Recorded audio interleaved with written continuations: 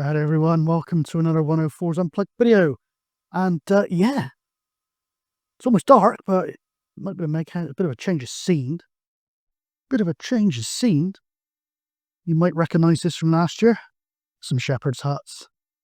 And I'm in a camping pod down at Durdle Door on the south coast of Dorset, the Jurassic coast. And yeah, not staying in Berlingo this time, but pod number 6 is tucked away nicely at the end of this little track. I've actually been here a couple of times already this year, once with the missus. A couple of weeks ago, I was actually in one of those shepherd's huts, and very nice it is too. Didn't video the first one because I want a bit of sort of family time together without trying to video everything. And the second time I did video, but the video got some sort of copyright strike because I had a TV on in the background with no audio, so I couldn't be bothered to continue editing that one, but let's see what we can do on this one. So yeah, I'll show you around the pod. Sorry it's a bit dark, I'll show you the outside again tomorrow, but I'm here to walk. I'm here for 3 nights, and yeah, so far we can see it's got a nice picnic table right outside, parking spot. You could choose either side really, but I tucked the vehicle away up in that corner in case housekeeping want to turn round. Looking at that, I don't think that pod is in use, and some wood hanging around outside. So, a little bit of luck, I shall be just here, me, myself and I. Last couple of times there has been a few people in the shepherd's huts, but at the moment there's nobody there. Nobody in anything. Now, it's December the 15th, I think it is. It's a Sunday. And this site now closes on January the 2nd. So I take advantage of the end of year pricing and got a couple of trips in before it was too late. Okay, I will show you. I haven't been in there yet. I'll show you the pod.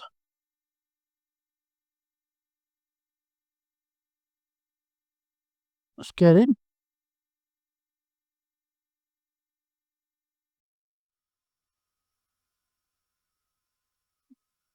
Ooh, that's nice when they put the heating on. Right, let's get some lights on. And let's see what's what, shall we? Okay, so these do differ slightly in design. Some haven't got this sort of partition affair. Is there a light in here? Yep. Yep. So you got the little double bed there. In the shepherd's pods, you do get your linen, or got the pillows, and you get a duvet as well. And then in here, you've got a couple of single beds. A heater that I can vouch does work very nicely indeed. Double socket, fire extinguisher, part rules, carbon monoxide alarm. Somewhere to hang your coats. Now, I actually find these probably slightly better for a solo walker, because outside on the veranda, so to speak, you've got these storage boxes. You can keep your muddy boots and all the rest of it, and you can get changed under a little bit of shelter. So for a solo walker for a couple of days, I thought this would be a better bet. It's not that much cheaper actually, but this time of year it is pretty cheap actually. It is very cheap. So there we go. Anyway, I'm going to get set up. It's going to be a very simple setup by my standards. We try and make everything really homely when both me and my missus, we like to try and make everything really homely. So you could just come with a holdall and a sleeping bag. That's it. You wouldn't need anything else. But I'll set up a few bits and pieces. I got a proper fitted sheet to go on there. I'll make the bed up nice and get the internet going, get some grub on, and we'll take it from there, guys. Righto, let's have a look round. First up, water is outside. Let's stay outside because I want to keep it chilled. It's going to be really warm this week by the standards of December in the UK. It's going to be double figures by the look of it, so that won't freeze and it won't get too warm. Anyway, let's have a look inside. Apologise in advance for the lighting. It's a nice glowy light instead of some of these camping pods. They got really harsh halogen or LED type lights inside, and it's too bright. It's really quite unpleasant. But this has got a nice glow to it. But unfortunately, a nice glow is not much good for camera work in the dark. So there we are. Anyway, there's my hat hung up on there. So wherever I lay my hat is my home, as the song goes. In fact, I've got another hat hung up there. So times two on that one. A duet of hats. Anyway, so down there I've got my outdoor, a couple of items of outdoor clothes there that's going to be nice and warm and aired out in front of the heater there. It's plenty warm enough in here. It's really, I'll have to turn the heater down, I think. Anyway, in that corner there, nothing to write home about. It's just my, that's my clothes bag, my wash bag, some IT stuff, and a few bits and bobs. Anyway, let's have a look at the bedroom. Ensuite with the Thetford there. What more could you ask for? Brilliant piece of kit. Absolutely odorless. No matter what function you've performed in it, so to speak. Brilliant. So the actual toilet block is a fair way down the track. So well worth having that in there. Anyway, like I said before, I try and keep morale up. And really I could set this up for one night or 100 nights or permanently, and it's the same setup. I've got it with me, so it didn't take too long to get it set up, so I thought I'd make it quite nice. So as you can see, I've actually got a fitted sheet on top of that mattress, so that's good. And on top of that, I've got my army blanket, which is a brilliant piece of kit, and cushions and a proper pillow. And spread across there is the old-fashioned travel blanket, which is toasty warm. And I doubt I'll need anything more than that this week. If I do, I have got extra bedding, including an electric throw out in the vehicle. What you see there is my little power bank, so I can charge some stuff up in the night. Plenty of room still there for me in the bed, seeing I'm so small and thin. I don't take up much room, so that can stay there. So yeah, lovely little, I like this partition type arrangement in this type of pod. It's brilliant. Anyway, let's have a look at the kitchen stuff. That's just a basket of bits and pieces, rice and things like that. Little tray there that came with some frozen prawns that we bought last week. I said, oh, don't chuck that little tray out. That's brilliant. I'll have that. Anyway, so what we got there is the box of stuff from the Berlingo, just cooking utensils and knives and forks and things like that. A few cleaning products there, including the ubiquitous kitchen roll. Then there's my old-fashioned cool box, which has got a load of stuff, emergency supplies. It's got chocky bars. It's got coffee. It's got the condiments. It's got tea and all sorts in there. Next to that is my fridge that has got my grub and some wine and things in it, milk. Now that was playing up last time on 230 volts, so I'll have to see how I get on with that. It might be nearing end of life, that one, but we'll see. Underneath that is a little travel kettle, obviously for coffees and lunchtime noodles. But star of the show, it had to be jet blacked in it so you can already see it in the light, is actually a 700 watt microwave. Now I used this down in the Shepard's hut week before last, and it's absolutely brilliant. It was brilliant. I'm here to walk. I'm not here to spend a lot of time cooking. I will be walking for hours and hours and hours, and I can come back, just blitz something in there, and I'm eating the grub within minutes. So I've got microwavable rice, and I've got a lot of meals. We batch cook, so they're not the sort of TV dinner type meals or the pre-made meals. It's what I got in there. Lamb madras. We bought a leg of lamb. Got 5 meals out of that. Got chicken, sweet and sour chicken in there. I'll probably do tonight with some leftover drumsticks, and also chicken and black bean sauce. So I'm here for 3 nights. That's 3 main meals. So that's going to be so easy to do. Absolutely brilliant. I'm not mucking around with the induction hobs and gas, especially gas inside of here. So there we go. In fact, if you're going to use gas, especially in the more milder months, I would suggest you cook out on the table out there or set up some sort of cooking station out here. But there we go. It's only cheap. I couldn't resist. So that's my little setup. I can get these things working now, get the internet working, and then let's get some grub on the go and let's enjoy the evening. Right, so once again, apologies for the lighting. You can see up there, that's my Samsung phone, which is tethered. It's got an unlimited data SIM in that. So I'm running that as my hotspot stroke tethered connection, i.e. my internet router running over, I think I picked up a 4G connection. Now, down in the cabin down the way there, I had to position it at the other end of the building. I was actually running off a 3G connection, but it was enough. It was enough. I always work on 5 megabits per person each, really as a minimum if you want to watch a bit of video. More the merrier. I've got exactly 10 megabits per second. Now, that might be being dragged down a little bit. It sort of takes a while to sort of negotiate anyway, but probably there's some updates and stuff going on in the background, and that's probably making the connection a little bit slower than it will be later on. So that's one of the things you've got to watch with a lot of these devices. They automatically back everything up to the cloud. You can go out for the day, take a load of videos, a load of photos, etc. Get back to your somewhat limited connection, whether that be at home or in a holiday situation.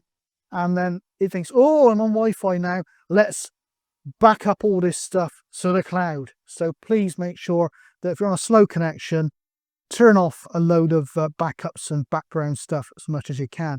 Also, you've got the apps update. You can set these connections to metered connections, which deters a lot of these applications from doing all that sort of stuff. But yeah, keep an eye on it.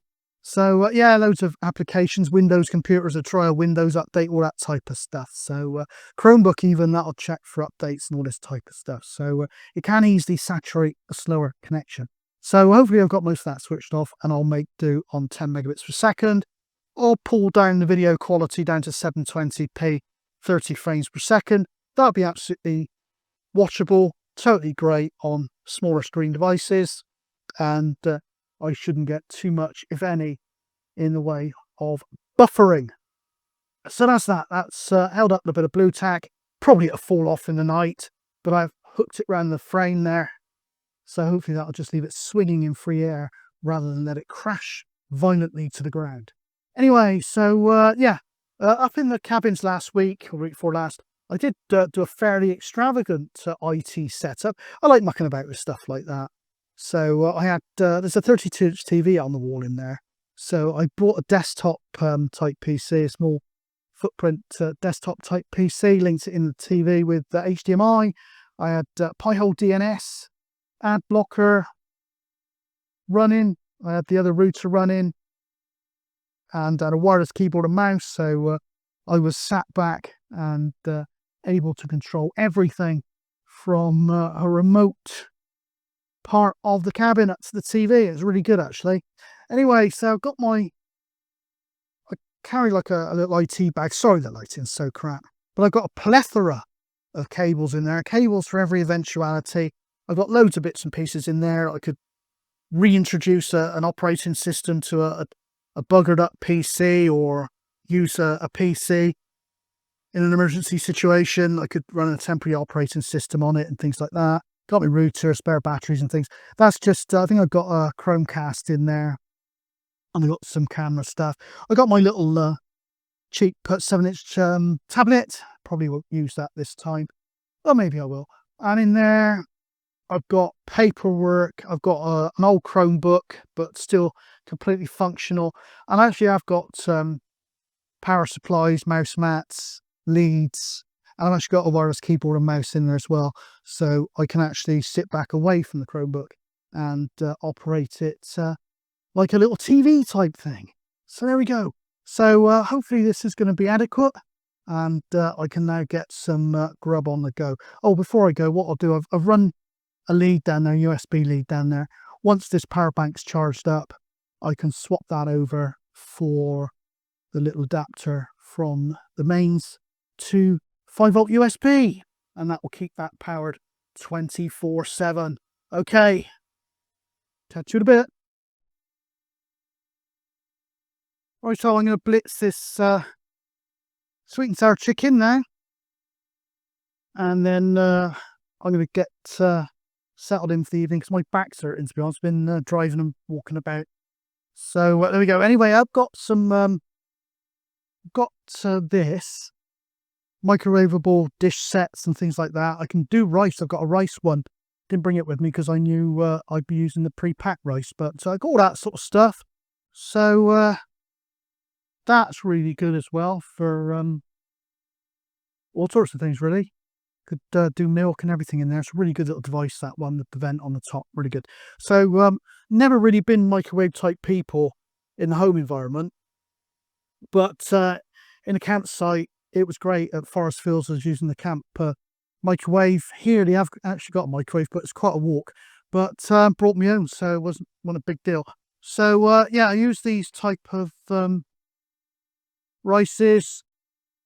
I know purists are going to have a go at me about this, but it's just so easy, to be honest. Pilau rice, you just rip the edges, bang it in for 2 minutes, leave it rest for a minute, and way to go. You got some rice. So yeah, I know people will be saying, "Oh, it's just," well, it is glamping. Yeah, I can do hardship. I've done hardship, but I don't have to. I'm here to walk. So I've got, like I say, a nicely prepared sweet and sour sauce there.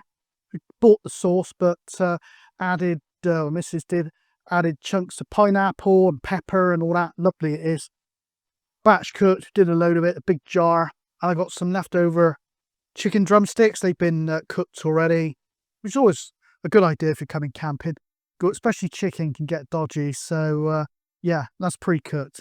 So all I'll do is just blitz it all and then settle down for some grub. Now, the only thing with this is not particularly convenient for, there's no sort of table and chair. So one thing I'll do, I brought in a folding stool, and if I clear the top of that, that's just the right height to eat off of. So there we go. I can slum it if need be. No, this is great. This is great. And the fridge seems to be working as well. So it's just a glitch. We'll put it down to a gremlin. Drink wise, I'll have a drop of wine with it. That there is not actually Jack Daniels. I must admit, I'm not a big fan of Jack Daniels whiskey. Each their own. But that's actually a Ben Bracken malt, single malt in there. But I decant it into that small bottle because it's very Moorish, that single malt. So that will limit me to how much I consume. I've got to watch it because the flesh is weak as far as I'm concerned with alcohol. So I do have to make sure that I ration myself. But hey ho. Anyway, I'm going to crack on with that and say back's hurting, so I'm gonna get spread out on the bed there and watch some stuff on the Chromebook.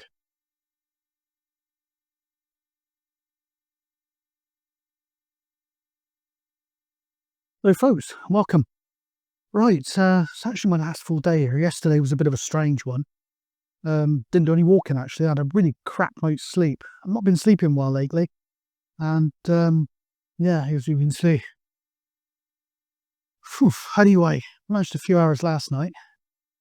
So I'm off at the hills today, and we'll take it from there. Yesterday wasn't totally unproductive because I did a lot of clearing out and a bit of rejigging of the motor, but I just couldn't face doing a long walk yesterday. Having had very little sleep. So there we go. Anyway, I'll spin you around and I'll give you a bit of a plan on what's going to be happening, and we'll take it from there. Okay, so there we are. That's where I'm heading. First of all, that burial mound with a trig point on the side. Then I'm going to go off the side of that. I'm not going to go down to Lulworth Cove today. I did want to go up to the top of the next hill. There's army ranges up around there, and they're currently still closed. This time last year they were open, and I made it up there. But I can actually see a red flag and flashing lights up there. And I did check they are closed, which is a shame.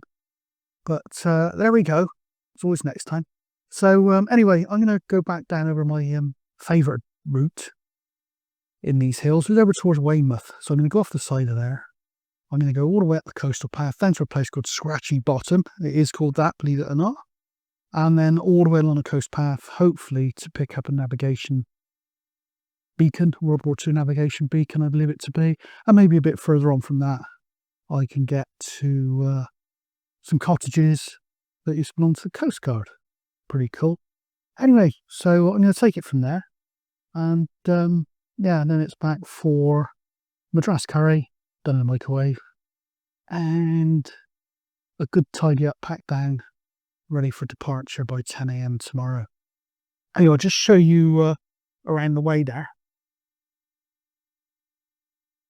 There's a shepherd's hut. So it's the third visit this winter for us. There can never be misses. Nobody in any of them at the moment, by the look of it.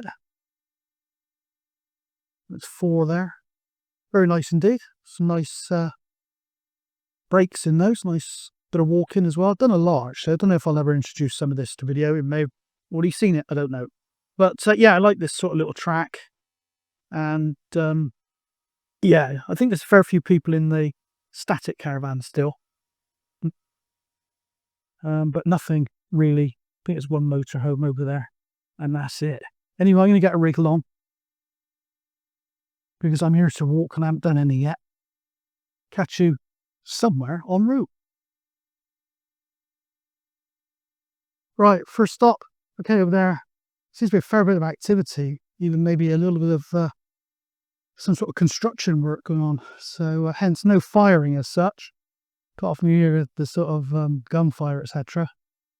But looks like there's some work going on over there. Hence the ranges being closed even as we head really close to Christmas.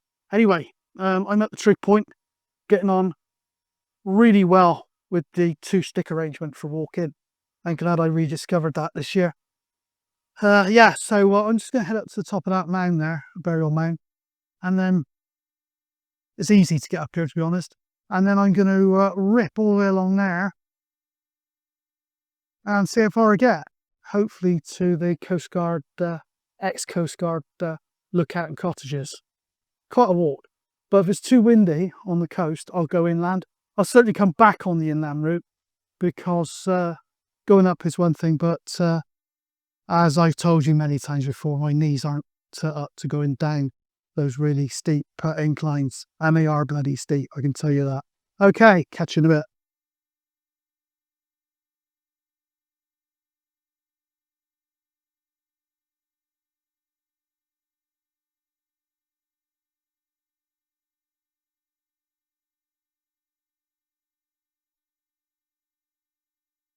Whereas that's where I've just come from. That is easy to get up and down there. It's easy.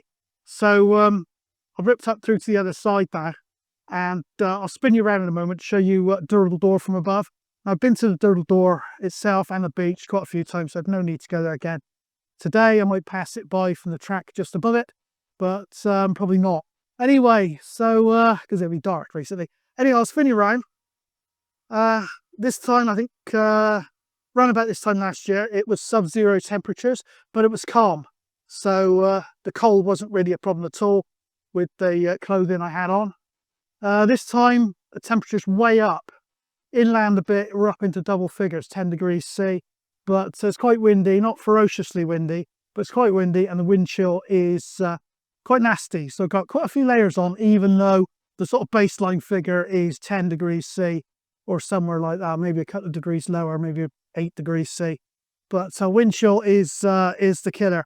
Anyway, I'll probably lose you as I spin around because of the wind. So I might have to AI the audio or cut in a bit of music. Anyway, I'll show you Durdle Door from above. First thing you'll see is Portland sticking out into the sea.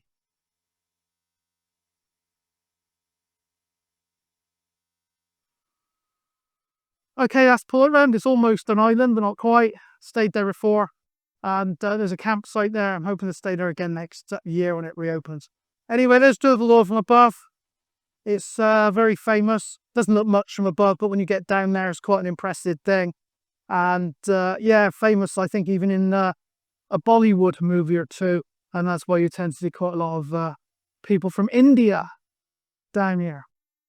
But so this time of year, hardly any people at all. Most of the year, spring, summer, autumn, especially summer, it can get absolutely packed out with people. You like that sort of vibe? Good for you. not my type of vibe.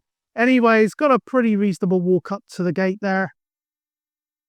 So, yeah, you'll feel it if you come through here, go down there and back up. And there we go. Anyway, I'm going to toddle on up the path now. And I'm heading way up the coast, so we'll see how we get on. Okay, this is somewhat strangely named the Scratchy Bottom.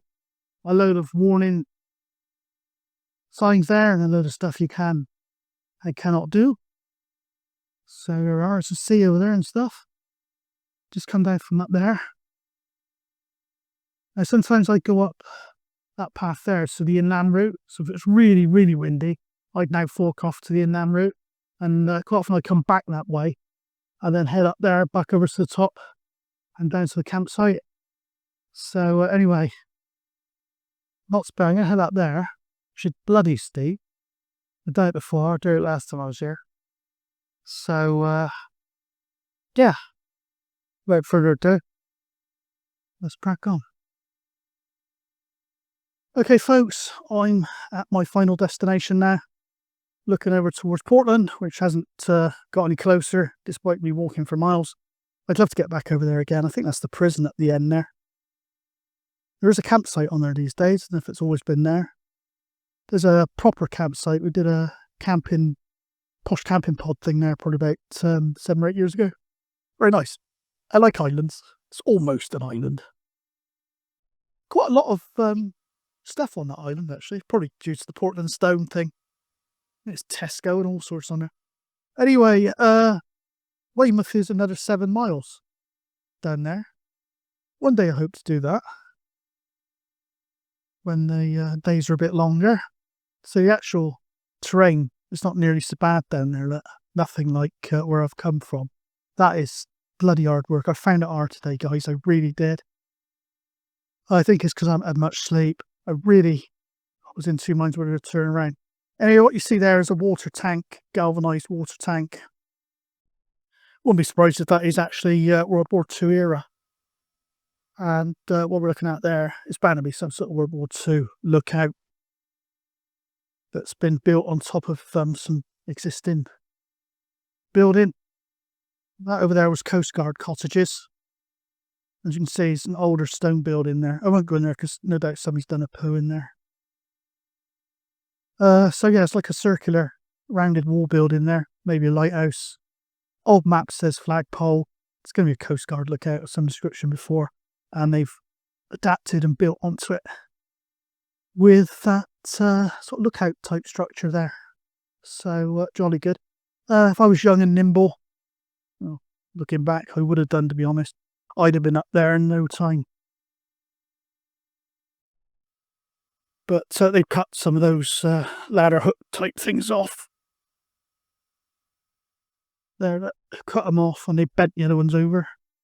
You guarantee if I did climb up there, somebody'd come out from behind that tank with a high-vis jacket and a clipboard.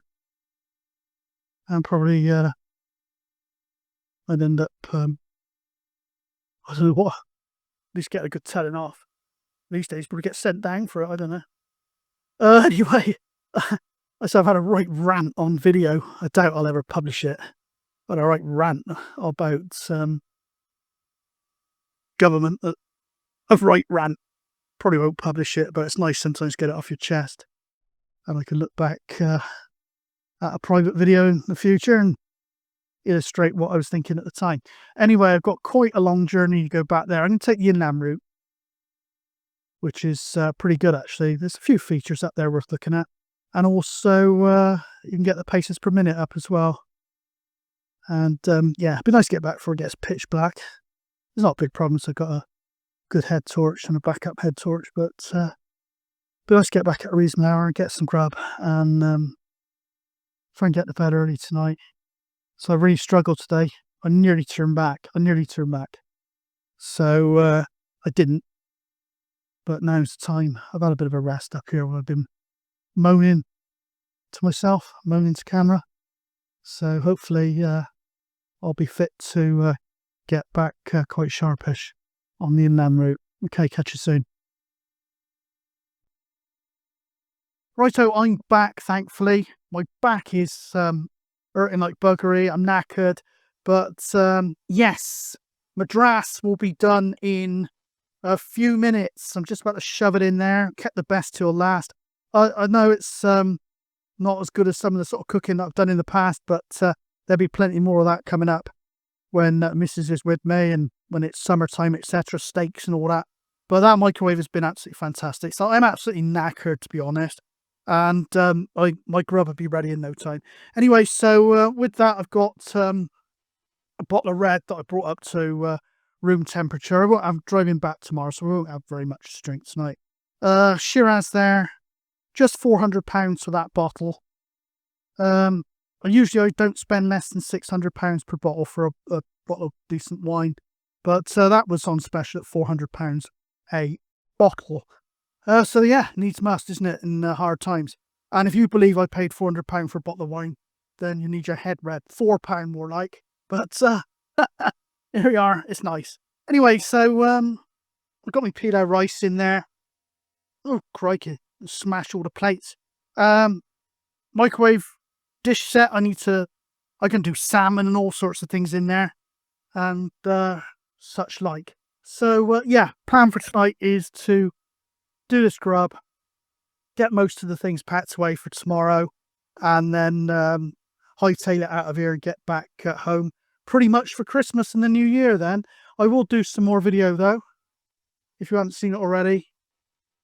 And there we go. Anyway, a little bit of engineering went on there last night because that blue tack didn't hold and the phone did come crash into the ground. So I had a couple of pegs to hand, and I've just pushed one side of the peg down in the gap behind the window frame, and it is absolutely brilliant, absolutely solid. And that connection too has been absolutely solid. No problems with it whatsoever. It's come up to about 14 megabits per second since it's settled down a bit, and that's been running off of that adapter thing there. And sweet as. Now, one thing I would point out with the microwave is that's a 700 water. Obviously, it pulls more than that out of the actual mains. That's just the microwave power. So obviously, some of these hookups, they don't have much more than sometimes 6 amps as a supply. So you've got to watch it. If you've got that on, you've got a fridge on, you've got a TV on, you've got a heater on, you could blow the electrics. That'd be no fun if you're searching around for a breaker in the dark. So what I do is when I'm using the microwave, I make sure I don't run the kettle at the same time, things like that. And also I'll switch that heater off just to make sure I don't trip the electrics. So there we are. Probably with the actual consumption of the thing out of the mains is going to be about a kilowatt, I guess. Anyway, so everything's good. Probably won't check in much more now before I go. I've been sorting out a few things as well. I've been doing a bit with the messaging on Meshtastic for the other channel. My little Hotwin power bank there has been absolutely brilliant. Toilet has been absolutely brilliant. I ended up using the grub box, the cool box there, as a little bedside table. Absolutely sweet ass. So I've had a good time here. For some reason I haven't slept well. Nothing to do with the place at all. It's just disjointed sleep now. It's never very good at the best of times, but this last couple of nights I've slept really like shit. So hence the extra knacker today when I've been out walking. Anyway, let's crack on with this grub and then hit it as far as packing away. And let's get out early in the morning, hassle-free. Okay, that curry's done. 5 minutes, way to go. And there's some massive chunks of lamb in there. You can see we made that ourselves, not some pre-prepared thing you get in the supermarket. This is pre-prepared at home. Bought the curry sauce, but the chunks of lamb are big and juicy and slow cooked and gorgeous and ace. So yeah, none of this stuff that's like been cut with a razor blade. That's proper chunks there. And the aroma coming off that pilau rice is incredible. The smell of it is fantastic. That's one of these meals, it smells a hell of a lot better than it looks because, well, there you go. You have to say that curry is one of the few meals that looks exactly the same when it comes out the other end, really, rather than a course. But it's true. Anyway, I'm going to tuck into that with a nice drop of red. And, yeah, what's not to like? Right, one last look outside the pod. Checking out now. I've left the pod as I found it, pretty much. Housekeeping won't have much to do, if anything. So we are. Done and dusted. Everything's put away. And, yeah.